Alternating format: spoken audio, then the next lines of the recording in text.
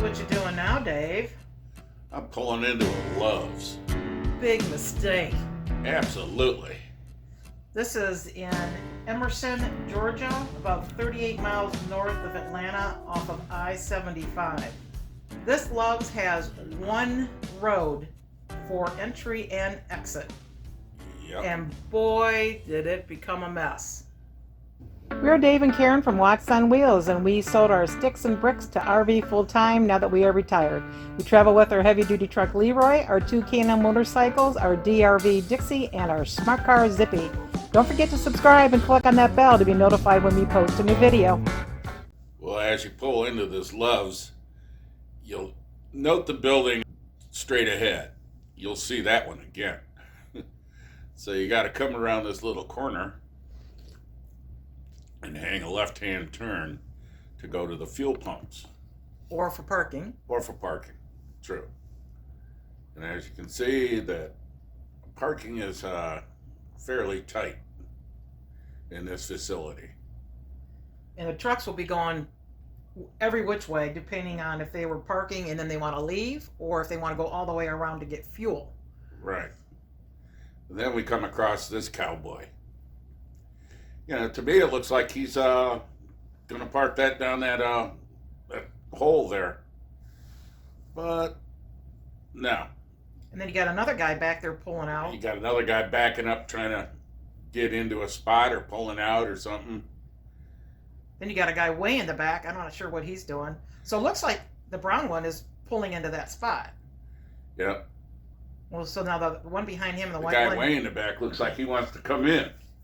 Well, actually, I think he's trying to get out. or get out. Yeah. Yeah. Without having to go through the fuel. Without having to go through the fuel islands, yeah.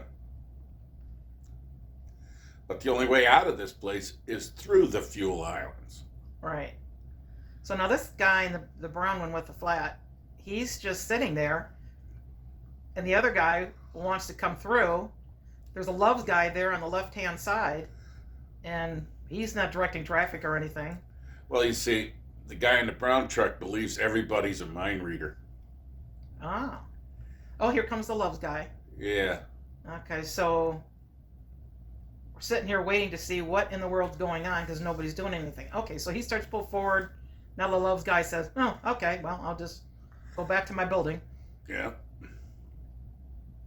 So we pull forward. Looks like the guy in the brown flat is pulling forward. The guy with the brown low boys leaving. And then next thing we know, he stops. The guy in the white truck, he starts to pull forward. Yep. And now this guy's back. Yeah, now this guy's backing up.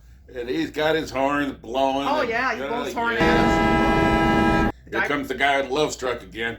And he doesn't bother to tell us this guy is actually trying to back into this building to get service. Right. Well, now he's in his way. You were lucky you were even able to back up. Oh, now he gets out of the truck. He wants to go let somebody have a piece of his mind. Yep. He was going to come bitch at me. So the Love's guy finally comes out and tells the white truck to keep pulling forward some more. Yeah. We're back far enough now, I think, that he can get into the building. Yeah. So I guess he moved the Love's truck just so the guy would be able to back in. My question was, there's an entrance when you pull in to go through that building from the other side. Why didn't he just pull directly in to that building from the other side? Why is he having to go through all this backup? I don't know. So he's still sitting over there waiting to do something. He can't get out because we're in his way. He has to go around us to get back out. Right. Oh, good. Now we got another truck that wants to go someplace. Yeah. And we got another one pulling out. Now, either if he wants fuel, he'll go to the left. If he wants to go to the exit, he'll have to go to the right, which would be to go around us. He can't. And then now you got this other white truck down here who wants to go someplace. Yeah, he can't pull out of his parking spot because of that white truck sitting there. And then we pull up to let everybody know we're still coming. We've been here for a while now. Yeah. Okay, luckily he's going towards the fuel. guy in the white truck figured it out. He's backing up, so this guy can pull out. Yeah, he's going towards the fuel docks then. So we follow him. All right, finally on the move. Now, you got to swing around to the left here to get out of this place, and the only way to get out of this place is you have to go through the fuel island. But the entrance cuts right across in front of the fuel island. Yeah, you'll be able to see that in a minute. Now this truck here that's coming through, he's going to say, forget it. He's going through the scales. Yep, he's just going to drive over the scale and keep going. That's the only way you could get out unless you go through the fuel station. Now we're getting fuel, but you can see here, that truck's sitting there on the right-hand side. Those trucks are trying to come in around that building. We're going to have to go to the right to get out. It's total gridlock.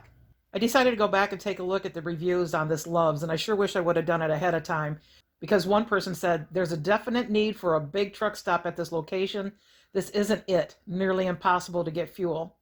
Another person said, worst ever, too small for even a Class C to get gas. Terrible, in and out. And then one other person said, who in the world designed this hot mess? We had to do a U-turn in a 43-foot coach towing just to get out of there. Never again. You know what? For us, never again. Never again. Now, why are these two guys sitting here? Yeah, they're just sitting there having a... So no, you got one lane to get around both coming in and going out. So finally, I believe it was close to 45 minutes for this whole thing. Just to get some fuel. Just to get fuel. At a savings. And then you wait till you see what we had to deal with after we get done with Lowe's here. 2:40 in the afternoon on a Thursday. Atlanta. Not even going through Atlanta. This is way north of Atlanta. Yeah, we're on the outskirts of it. Outskirts of it. From 285 to 85 north. Coming from the north.